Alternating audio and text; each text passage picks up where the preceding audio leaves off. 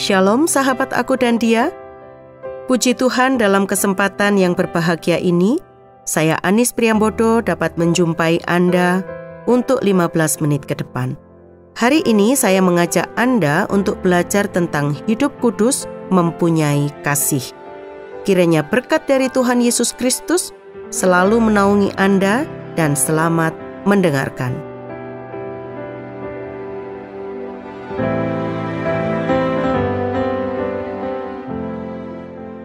Sahabat aku dan dia, hidup kudus adalah panggilan bagi setiap orang yang percaya kepada Yesus Kristus sebagai Tuhan dan Juru Selamat hidupnya.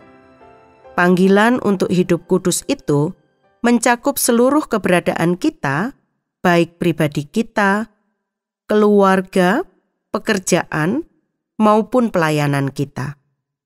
Hidup kudus itu mencakup tutur kata kita, pikiran, dan perilaku agar serupa dengan Kristus, menaati perintah-perintahnya, dan menundukkan diri kita ke bawah kuasa-Nya. Pada pertemuan kita hari ini, saya akan membahas tentang buah roh yang pertama, yaitu kasih, sebagai ciri hidup kudus. Kata buah ditulis dalam bentuk tunggal atau single, artinya daftar kebajikan yang dirincikannya itu merupakan kesatuan dan kepaduan dari hidup di dalam roh. Karena kata buah di sini berbentuk tunggal atau singular, boleh kita istilahkan bahwa buah roh itu adalah satu buah dengan 9 rasa: kasih, sukacita, damai sejahtera, kesabaran, kemurahan, kebaikan, kesetiaan, kelemah lembutan, dan penguasaan diri. Kesembilannya secara simultan atau bersama-sama tampak dan terbukti. Mari kita pelajari yang pertama, yaitu hidup kudus mempunyai kasih. Apa kasih itu? Kasih adalah satu kata yang mudah untuk diucapkan tetapi sulit untuk dilakukan. Agar kita dapat melakukan kasih, maka hidup kita harus dipimpin oleh Roh Kudus. Kasih adalah inti dari hukum Allah, dan hukum ini sangat kita kenal dengan istilah hukum kasih.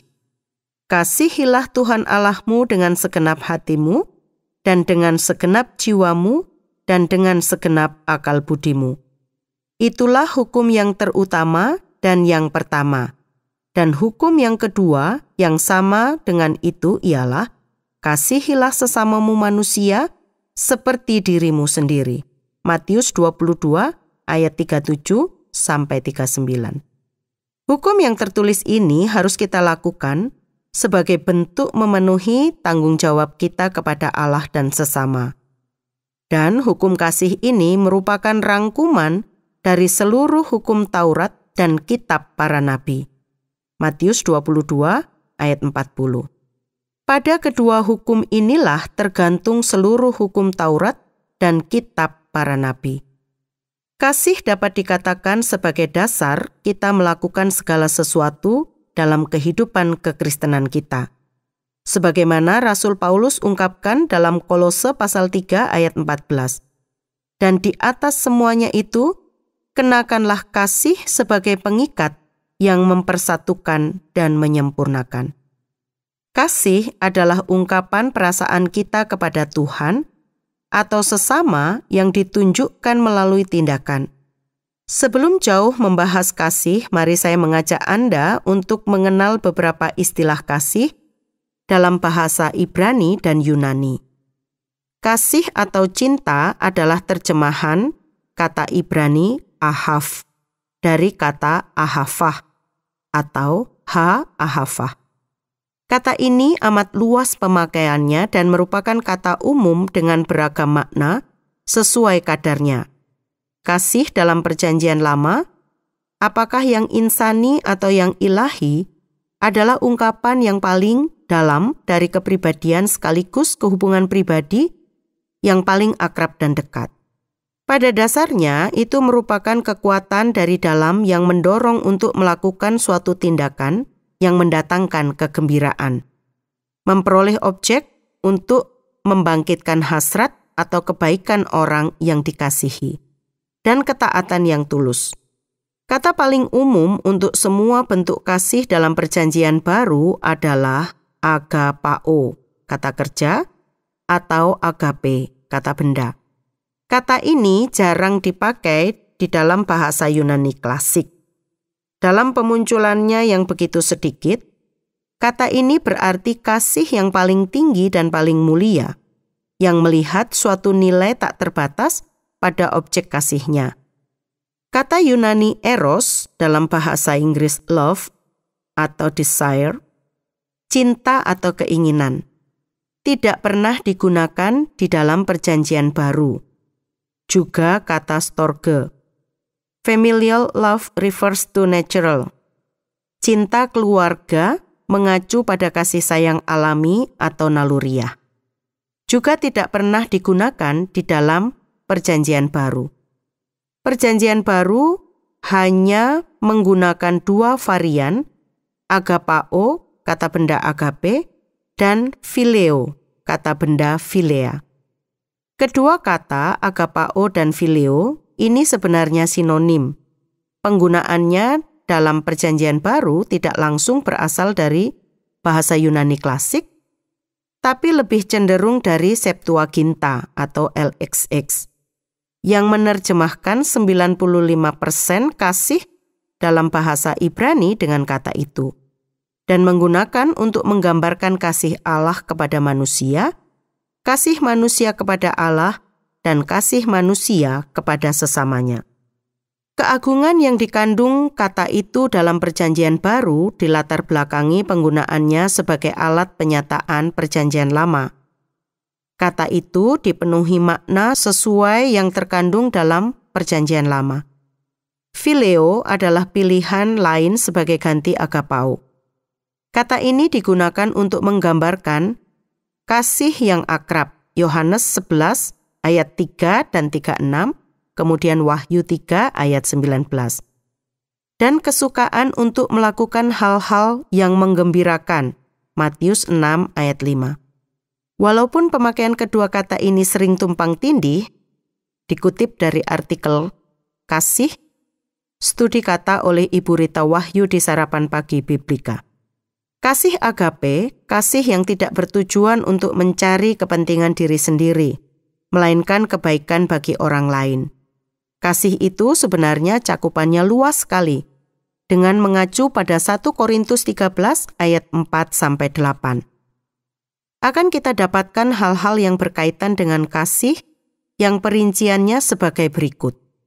Sabar, murah hati, tidak cemburu, tidak memegahkan diri, tidak sombong, tidak melakukan yang tidak sopan, tidak mencari keuntungan diri sendiri, tidak pemarah, tidak menyimpan kesalahan orang lain, tidak bersuka cita karena ketidakadilan, menutupi segala sesuatu, percaya segala sesuatu, mengharapkan segala sesuatu, sabar menanggung segala sesuatu. Kasih adalah kegiatan, kelakuan, dan tindakan, bukan hanya sekedar perasaan batin atau motivasi. Kasih itu tidak bersuka cita karena ketidakadilan. Dalam bahasa Yunani, adigia secara harafiah artinya ketidakbenaran. Dengan kata lain, kasih itu selalu berhubungan dengan kebenaran, sebab kasih itu berasal dari Allah. Allah menyatakan kasih-Nya di dalam dan melalui Kristus. 1 Yohanes 3 ayat 16-18. Demikianlah kita ketahui kasih Kristus, yaitu bahwa Ia telah menyerahkan nyawanya untuk kita. Jadi kita pun wajib menyerahkan nyawa kita untuk saudara-saudara kita. Barang siapa mempunyai harta duniawi dan melihat saudaranya menderita kekurangan, tetapi menutup pintu hatinya terhadap saudaranya itu, bagaimanakah kasih Allah dapat tetap di dalam dirinya? Anak-anakku, marilah kita mengasihi bukan dengan perkataan atau dengan lidah, tetapi dengan perbuatan dan dalam kebenaran. Sahabat aku dan dia, hidup kudus bukan hanya memusatkan diri pada kepentingan secara rohani diri sendiri, tetapi berarti juga memperhatikan kebutuhan orang lain. Dan teladan ini diberikan oleh Tuhan Yesus yang ditulis oleh Rasul Paulus dalam Filipi 2 ayat 1-7. Jadi karena dalam Kristus ada nasihat, ada penghiburan kasih, ada persekutuan roh, ada kasih mesra dan belas kasihan. Karena itu sempurnakanlah sukacitaku dengan ini. Hendaklah kamu sehati sepikir dalam satu kasih, satu jiwa, satu tujuan, dengan tidak mencari kepentingan sendiri atau puji-pujian yang sia-sia. Sebaliknya, hendaklah dengan rendah hati yang seorang menganggap yang lain lebih utama daripada dirinya sendiri. Dan janganlah tiap-tiap orang hanya memperhatikan kepentingan sendiri, tetapi kepentingan orang lain juga. Hendaklah kamu dalam hidupmu bersama menaruh pikiran dan perasaan yang terdapat juga dalam Kristus Yesus, yang walaupun dalam rupa Allah, tidak menganggap kesetaraan dengan Allah itu sebagai milik yang harus dipertahankan, melainkan telah mengosongkan dirinya sendiri dan mengambil rupa seorang hamba, dan menjadi sama dengan manusia. Saudara-saudaraku yang kekasih, marilah kita saling mengasihi, sebab kasih itu berasal dari Allah.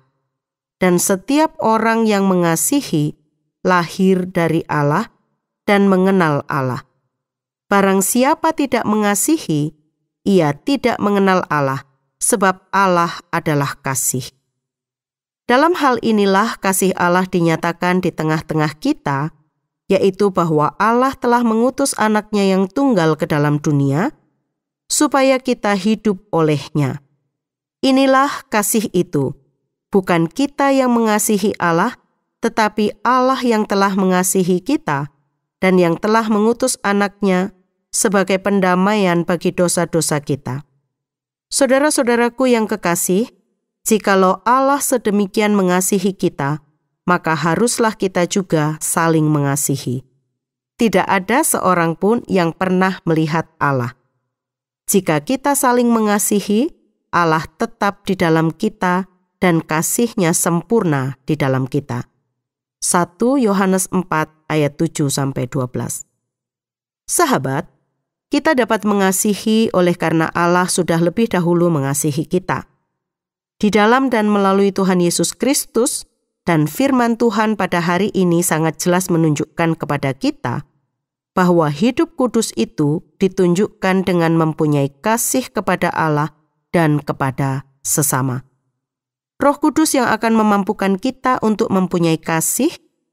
Untuk itu biarkanlah dirimu dipimpin oleh Roh, agar buah Roh keluar dari dalam diri kita menjadi kesaksian dan hidup yang berkenan kepada Allah. Seperti Allah yang menunjukkan kasih-Nya kepada kita dengan merelakan anaknya menjadi kurban tebusan bagi kita, maka dalam mengasihi, kita juga dapat seperti Tuhan Yesus dengan berkata, "Ya Bapa, ampunilah mereka, sebab mereka tidak tahu apa yang mereka perbuat." Atau seperti doa Stefanus ketika dirajam dengan batu, ia berseru, "Tuhan, jangan tanggungkan dosa ini kepada mereka." Dalam kasih ada pengampunan. Sahabat aku dan dia, usai sudah perjumpaan kita kali ini.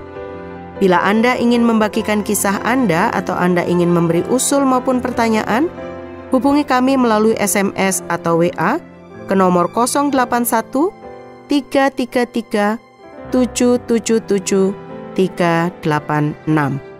Saya Anis mohon pamit, sampai jumpa.